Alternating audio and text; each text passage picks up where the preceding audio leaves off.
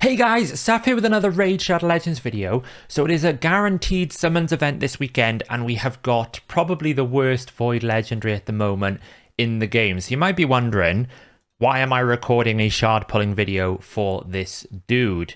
Well, firstly, we know he's going to be fixed. They've already mentioned that this ability doesn't do damage. So just to recap why that is the case, it sounds like this damage of this skill increases by 10% for every time a fear or true fear is a big damage boost. You know, you've got 30% books, a huge hit, ignores 30% defense. The problem is the way that this works differently to other effects that increase damage. For example, let's just consider Candrathon from the Demon Spawn. He's got this passive where damage increases by 40% while attacking under Veil. Well, the issue here is that goes a damage times 1.4. where with Astral Terrors, you start at like 0.35 times defense times the number of fears. So yes, it is increasing the damage by 10%, but it increases such a low amount at 10%. I don't know whether this was just it was way too strong, we needed to change the multiplier and we never tested it, or what, but obviously Playroom have acknowledged that this is not doing the damage they wanted to do, so I have high hopes that potentially we could get a pretty good bug fix. Now, if they change this to be 3.5 times defense times 1 point however many fears you've got, this could do a hell of a lot of damage, and it could be one of the better champions in the game. But in its current form, it's not a very good champion. But the reason why I am going for this event, it's 80 Void Shards, so it's not a crazy amount of shards, although a significant quantity. It's very hard to get Void Legendaries in this game, and they do end up at some point becoming the best Legendaries to have in your account. And also, it is a times 10 on a little Krisky boy. The best champion, potentially some people argue in the game. I don't think he's as strong as other champions now that we've had the likes of Acrizia come out. There's other champions that do jobs more better. For example, Warlord in Arena, Necrad in Arena. If we think of Yumiko overall, there are some champions that have a role that just overpower a certain area. But for an all-round champion, you know, we've got an extend buffs, ally protection, AoE decrease speed. We've got an increased defense for himself, AoE provoke, AoE increase speed for your team, a passive that applies decreased defense and decreased attack. It is such a powerful champion. If you pull him early, he carries your entire game. So I'm not really pulling because I want the Krisk. I'm pulling because it's a guaranteed Fortus. However, if we get a Krisk along the way, I won't complain. That will be a second Krisk. We've also got some other champions on the times 10, which I am tempted by the Snick track. The Snick track is really interesting to me. I don't really care for the rest of them. I don't mind Kira, but I think Kira the Watcher is a bit of an ally protector. I mean, it's a decreased attack, decreased accuracy, and then an ally protector. I don't really need an ally protector right now. Snick track with his reflect is interesting for me. So I'm tempted to pull maybe 10 Ancients as well. Got enough space. We're also going to pull some Soul Stones at the end. Let's see what we get. If we pull an Acrizia, or a Yumiko, or any other Void Legendary along the way, that would be also cool, but I'm not expecting it. I don't think I'm anywhere near my Mercy. So, let's go. We're going to get a lot of blue champions here. We're going to start with an Epic. Seer, one of the best ones in the game. I do have a 6 out of 6 Awakened Seer. It is bonkers. Then we're going to get some lots and lots of blue, as we thought. Andraseer. Actually, I don't have an Andraseer, so that's an amazing temple. Also, Renegade, a really good champion. Dilgol is useful in some places, but I don't have an Andraseer, so we're already up. That's pretty good. I'm pretty happy with that. Next up, what have we got? More blue champions. Skrank, I did a spotlight on him. Very good champion. Pretty hard damage dealer, one of the newer champions released. A good AoE HP burn champion as well if you don't have him. But the rest of these champions are not good. You know, this is to be expected. If we get a gold along the way, great. As long as it's not Fortus. We don't want a repeat of the last time I did one of these guaranteed events where I got Turvold on Void Shard 60 and it completely ruins it. For anyone who doesn't know, if you're pulling for a guaranteed champion, if you hit the guaranteed, you don't lose your Mercy. But if you hit it before, you lose the Mercy and the guaranteed. So getting Turvold at Shard 60 was brutal. We've got a Lure. Lure hits really hard. A lot of people don't realize that this ability and this ability is actually a really hard hitting ability. She's still reasonably okay. Let's keep going. We've got 86 voids. We're going to pull them all, even if we only need 80. We're just going to pull the whole lot. Fellhound, still one of the best campaign farmers, as Fiction showed me the other day. Daywalkers, you know, this is a pretty... We're paying the tax here. Okay, that was a bad set. What else have we got? What else is in these void shards of mine? Oh, we got something. Riho. That is a non-dupe. Okay, that's awesome. That is awesome. Riho Bone Spear. Wow. Okay, this is cool. This is interesting for me because Riho is a very good champion for going second in the arena. We have this really cool passive. When receiving any debuffs, instantly transfers them from the champion to the attacker. Now, we need to be specific here compared to something like a Yumiko. Yumiko's A2 does something similar. However, Yumiko does it before the debuff is placed. Riho can't return any sort of protected debuffs because she receives the debuff, then sends it back. If she didn't receive it first, then send it back, she could send back Bommel Bombs, she could send back Brimstone, but she can't. However, the idea is you keep her clear, then you come in with a full cleanse, full heal, block debuffs. Then you have this ability which basically places every debuff you ever want under the sun. Stun, burn, decrease defense, weaken, decrease attack, decrease crit rate on a 3-turn cooldown. And then on the A1, she's got some continuous heals, a bit like a Wither the Crowned. I'm super excited. That's awesome. That's a really good pull.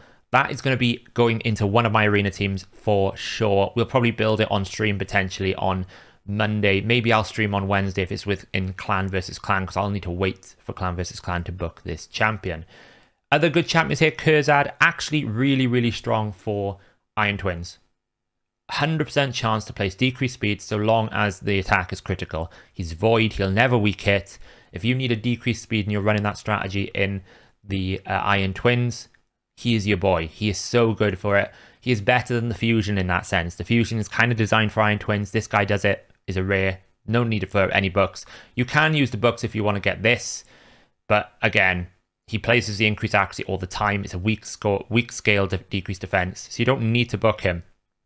He does like the books, but you can run him unbooked, 100% decreased speed on an A1, perfect for Iron Twins. Let's keep going. So that's already an amazing shard pull. This is already better than what I expected. I'd like one more epic because I have got the quest to get 5 epic champions in the clan quests. And also we know we've got the Fortus coming up. So there's that epic. Another Androsia. That's cool. I like Androsia's. I'm really interested to try that. She's like kind of like a budget Necret. She's not as good as Necret, of course, because Necret does it at the start of turn. But Androsia is interesting to me. I'm going to see what I can do with that champion. We had a Golden Reaper. Still one of the better turn meters. Has one of the biggest base defense for turn meters. Certainly not to be ignored. Another 10. What else are we going to get here? So we've got a Dagger. Supposedly better than War Maiden, but I don't think so. Obviously, blue is to be expected. Now, I'm not expecting to get any more gold. If I get another gold, it is super lucky. And there is Fortus. There's the second legendary. There's our guaranteed legendary here. Fortus. Scratch likes to call him Fartus. So we'll see. So we'll see what the buff is. Hopefully the buff is good. I'm hoping it's a Geomancer style fix where we totally didn't make Geomancer useless. So we're going to pull the remaining ones, and I'm probably going to pull the 10 Ancients and keep the Sacreds for the Fusion Summon Rush. Even though I probably won't use the Fusion, I'm a collector, I've got to go for the Fusion. What else are we going to get? Let's just pull these through. Obviously, we're nowhere near the Mercy now that we got Riho. That resets your Mercy. Fortus would not have reset my Mercy. So that's cool. Let's keep pulling these shards. All useless rares, but will feed a champion training tournament because we're bound to have a couple in the upcoming Fusion events. What else? So no more epics. That's the end of the voids, but I'm pretty happy with that. We've got a non-dupe Androsia, we've got a non-dupe Riho, and we've also got the guaranteed Fortus. That's a pretty good pull. Let's pull 10 Ancients. What are we going to get here? Anything gold. Oh, we are! Oh my god! This is insane. This is the best shard pull I've had in months. That was the one champion I was really interested in getting, and it's so hard to get on a times 10. Wow, I cannot believe that. That's insane. That is absolutely insane. What have we got here? This is why I'm interested in this champion. Normally, reflect damage is pointless. It doesn't do enough. You know, you think you've got the War Chiefs, you think you've got these other champions. This ability, because he reflects 50% of his damage, that's separate. Then he does the reflect damage buff again, and then any ally that has reflect damage is going to reflect 20% more. So you're actually giga charging any reflect. It can be really frustrating. He also has this really strong... where is it on the A2? This really strong, is it the A1? He has a 50% heal somewhere. I can never remember where it is. There it is, on the A3. Places an ally protection buff on all allies except this champion. Also places a reflect. So he places the reflect on a 3-turn cooldown, 2-turn ally protect. Also, if you don't care about the reflect, he's still a really good ally protect. If you pull him and you need to run a traditional team for clan boss, he can do that job brilliantly. Heals himself by 50%. So he can take a beating, heal himself back up every 3 turns. Also has a decreased speed and a protected shield, because anytime you attack someone with a reflect, he puts a leech out. When that leech goes out, he can apply a shield buff that can't be removed. In arena, that's really powerful. This is why when he came out alongside Lonatharil, I was like, well, this champion is way better because he doesn't have a really awkward protection mechanic. As long as there's a leech out and only has to be one leech on one enemy, he will place a protective shield equal to 30% of his HP. So you build him super high HP, reflect loads of damage, also a decreased attack on the A1. What a champion. I am insanely happy with that pull. Wow. Wow, what a shard pull. I don't need any of the shard pulls because I got basically 2 of the times 10. That's unheard of. I know an epic void is quite easy to get on a times 10 because there's not as many epic voids, but it's still insane. 10 ancients, 86 voids. We got a Riho, we got a Snick Track, we got an Androsia, and we also got the Fortus. We got some soul stones here. Let's pull these soul stones. Might have enough to pull a tier 2 soul stone as well. Maybe we'll get the soul stone for one of these champions. What have we got here? We got a 4-star Wagon Bane. All right. Everyone loves a Wagon Bane. I always think of wagon wheels when we think Wagon Bane. And we got an epic. Oh, that's not good. I think I've already got a Tarshan Awakened, or maybe I had one and I sold it. Let's see if we can get rid of some 1-stars. See if we can get ourselves up to 1,000 of these tier 2s. What have we got here? So we've sold a few stones. We're going to pick up one of these Immortal Soul Stones. I've actually had quite an insane day on Iron Twins. Now it's Void, and I always buy the keys on a Void day because you get almost like double the amount of rewards than normal affinity. I've actually managed to earn myself around about 30 to 35 tier 1 essence and about 15 tier 2 essence today. So I have no idea where my luck has come from today. It's insane so far, but we've managed to ramp up some of these, and I'm now hoarding my essence. I was buying lots of essence for like 1-star Candrafons and different things like that. I could buy the Riho, considering I've just got the Riho here. That could be interesting. That's tempting. But I have been kind of saving them now because the higher awakenings require like 100 of this and 100 of that. And this actually would give me access to more powerful awakenings now that I've got quite a few champions of 1-star. But that Riho, now that I've pulled it, is tempting. Maybe there is some sort of tinfoil hat theory between champions that you get from awakening and then champions you summon. But anyway, a tier 2, what are we going to get out of the tier 2? Anything interesting? Is the luck over for the day? We're going to get gold? Okay, a 3-star Blood Gorged. I don't know if I have Blood Gorged. Do I even have Blood Gorged? He's an Undead Hordes. I don't have Blood Gorged.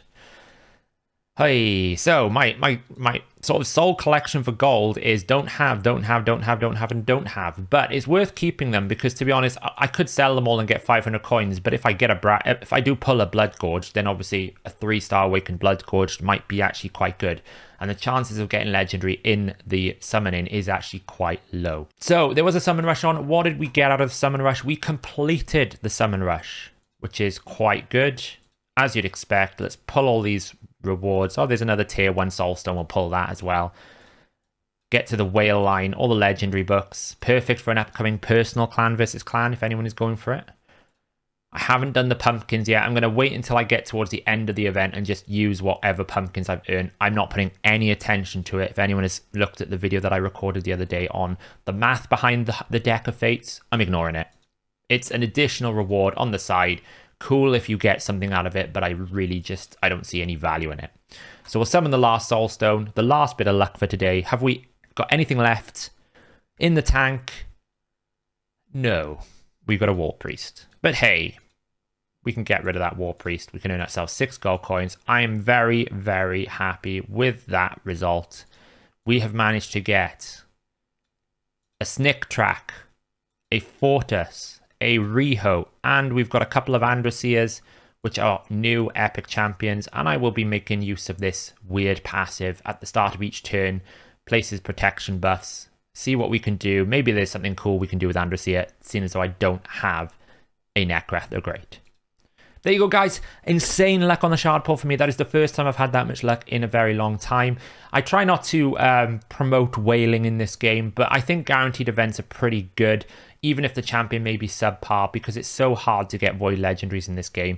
If you think a typical average void legendary on a ×2 is 100, so you're getting a guaranteed champion for less than the average on a ×2, it's pretty good going. If you like this type of content, though, please give it a thumbs up. If you have managed to get any luck over the weekend as well, drop them in the comments below. I hope other people have had as much luck as I have had this weekend, because, you know, it is a ×10, and ×10 is notoriously hard to get good luck. But until then, I will catch you in the next video.